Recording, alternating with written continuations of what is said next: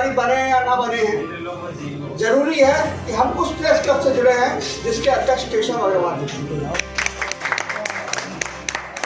पूरा कर दिया जाता है। बिल्कुल।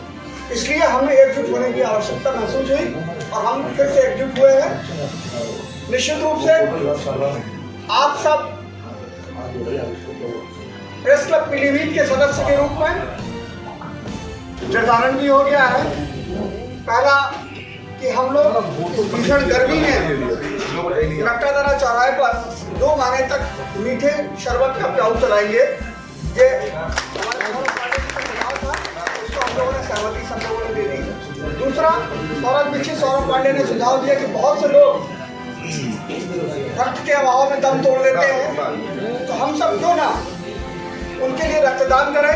उसका कार्यक्रम भी जल्दी करेंगे। 2 काम हम लोगों ने शुरू किया। तीसरा काम, हमारे अध्यक्ष जी 30 तारीख के शपथ ग्रहण के बाद एक कार्यशाला करवाएंगे पत्रकारों की कि हम किस दशा में जा रहे हैं और किस दिशा में हमें जाना चाहिए। पत्रकारिता के जो मूल्य है, उन मूल्यों पर हम कैसे चलें और कैसे हम पत्रकारिता को उन लोगों से बचाएं जो पत्रकारिता की आड़ में अपना धंधा करते हैं। इसीलिए प्रेस क्लब के सदस्य, प्रत्येक सदस्य से लिखवाया गया है कि अगर वो दूसरा काम करता कोई गुनाह नहीं है। ब्लैक मेलिंग तो नहीं करता है, कालाबाजारी तो नहीं करता है। इसलिए हम लोग समाज को एक दिशा दें और सार्थक पहल करते हुए मैं नए अध्यक्ष जी से, केशव जी से आग्रह करूंगा वे आए और अपने आगामी कार्यक्रमों के विषय में और क्या योजना वो सोच रहे हैं उसके बारे में जानकारी। केशव अग्रवाल।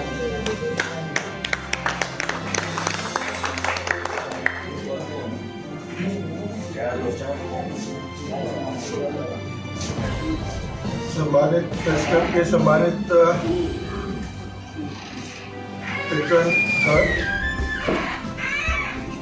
स्टेट साहब, प्रभारी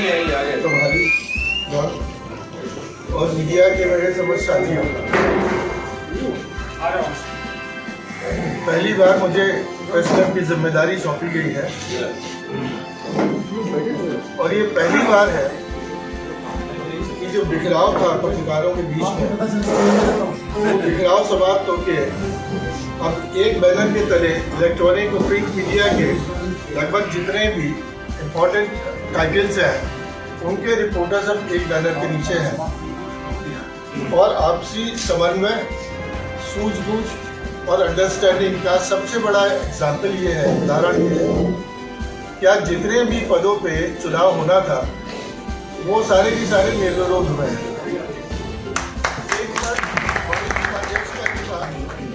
जिसमें कि चुनाव के लिए 2 प्रत्याशियों ने अपना नामांकन दाखिल करा था, उसमें भी आज सहमति बनी और आपसी सहमति के चलते उस पर भी निर्विरोध दोनों चुनाव हुए। तो ये हमारा अंडरस्टैंडिंग, जो म्यूचुअल अंडरस्टैंडिंग है, उसका एक बहुत बड़ा उदाहरण है और मैं समझता हूँ कि यही अंडरस्टैंडिंग आगे के लिए प्रेस क्लब के भविष्य के लिए, अच्छे भविष्य के लिए एक आधार तैयार करेगी। मैं एक बात जरूर कहना चाहूँगा, जैसे अमिताभ जी ने अभी कहा कि पीठ पत्रकारिता वाली बात है। मेरी कोशिश ये रहेगी कि जो पत्रकारिता की नैतिकता है, पत्रकारिता के जो मूल्य हैं, उनको जो जगह मिलनी चाहिए वो जगह उनको मिले। ये बिल्कुल सच है कि पत्रकार आर्थिक संकटों से, आर्थिक जो रिस्ट्रेंट्स है उनसे बहुत ज़्यादा गुजरता है और इसके लिए पत्रकार जिम्मेदार नहीं है, बल्कि जो एम्प्लॉयज़ हैं हमारे, ये उसके लिए वो जिम्मेदार है। इसके लिए बाद में बात करेंगे। 30 तारीख का समारोह है जिसमें अभी उप मुख्यमंत्री जी को बुलाने का प्रस्ताव रखा गया है। मजिस्ट्रेट कमीशन को किस तरह के ऑर्नामेंटल टूल बना के रख दिया गया है। उच्चतम न्यायालय का एक आदेश आता है जिसके परिप्रेक्ष्य में सरकार से ये उम्मीद थी कि सरकार एक सम्यक, सशक्त कानून लेके आएगी, बिल पास कराएगी और वही अधिकार जो मजीठिया कमीशन के दायरे में सुप्रीम कोर्ट की मंशा के तहत जो दिए जाने थे वो दिए जाएंगे, लेकिन ऐसा हुआ नहीं।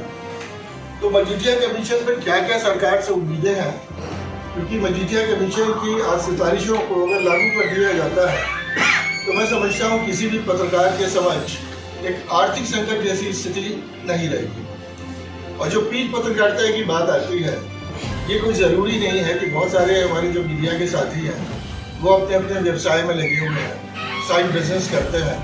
अल्पकालिक पूर्णकालिक इसीलिए दो कैटेगरी रखी गई है पत्रकारिता की।